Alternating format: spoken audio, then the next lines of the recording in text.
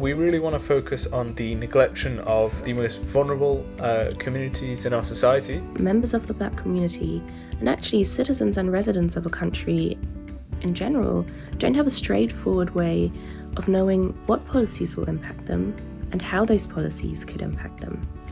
And on the other side, lawmakers have difficulty identifying implicit bias, which naturally can flow into their lawmaking. This platform seeks to make that information tangible, accessible, and easy to understand. Our solution gives users access to digestible summaries of legislative artifacts. And this information is clearly set out with simple language that is not overly complex. Our solution also gives members of the Black community and their allies the opportunity to share their experiences. Being able to give input on those pieces of legislation.